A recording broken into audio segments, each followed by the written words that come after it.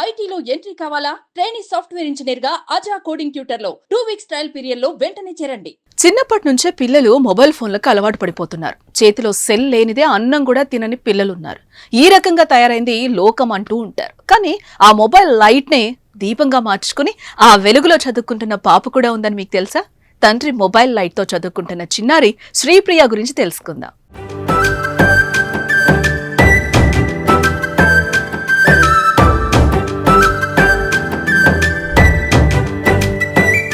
మంచి విద్య ద్వారా మాత్రమే ఈ ప్రపంచంలో విజయం సాధించవచ్చు.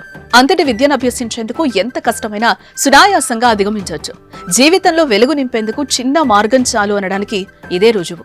ఇంత టెక్నాలజీ సౌకర్యాలు ఫుల్ గా ఉన్న ఈ రోజుల్లో చదువుకునేందుకు పిల్లలు అవస్థలు పడుతున్నారు. తెలంగాణలోని జగిత్యాల జిల్లా కోరుట్ల పట్టణంలో అలాంటి సంఘటనే జరిగింది. సోషల్ మీడియాలో అదే హల్చల్ కూడా చేస్తోంది. అక్కడ మార్కెట్ రోడ్ లో అల్లం కూరగాయలు అమ్ముతూ కనిపిస్తున్న ఇతని పేరు కృష్ణ, పక్కనే కూర్చున్న ఆ చిన్నారి పేరు శ్రీప్రియ. వీళ్లది మల్యాల మండలం నూకపల్లి గ్రామం. ఉపాధి కోసం కోరుట్లలోని పురాణిపేటలో ఉంటున్నారు. అక్కడే మార్కెట్ రోడ్ లో అల్లం కూరగాయలు అమ్ముతున్నారు కృష్ణ. అతడి కూతురు శ్రీప్రియ 5వ తరగతి చదువుతోంది. ఆ పాపకు చదువు అంటే ఇష్టం కాదు ప్రాణం అని చెప్పుకోవచ్చు. వీలు దొరికినప్పుడల్లా పుస్తకం పట్టుకుంటూనే ఉంటుంది. శ్రీప్రియను చూసి ఎంతో మంది స్ఫూర్తి పొందుతూ ఉంటారు. చూడండ్రా, ఆ చిన్నారం చూసి మీరు బుద్ధి తెచ్చుకోండని తమ పిల్లలకు ఆ ఊరి వారు చెప్తూ ఉంటారట.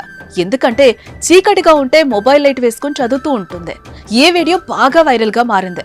వాళ్ళ నాన్న అల్లం వెల్లుల్లి అమ్ముకుంటుంటే పక్కనే శ్రీప్రియ మొబైల్ లైట్ కాంతిలో హోంవర్క్ చేసుకుంటుందని క్యాప్షన్ తో వీడియోలు చక్కర్లు కొట్టాయి. ఒక మంచి పని చేస్తే నలుగురు ఇలాగే ప్రశంసిస్తారు. చిన్న వయసులోనే క్రమశిక్షణ అలవర్చుకుంటే జీవితంలో విజయాలు సాధిస్తూ ఆదర్శప్రాయులుగా నిలుస్తారు.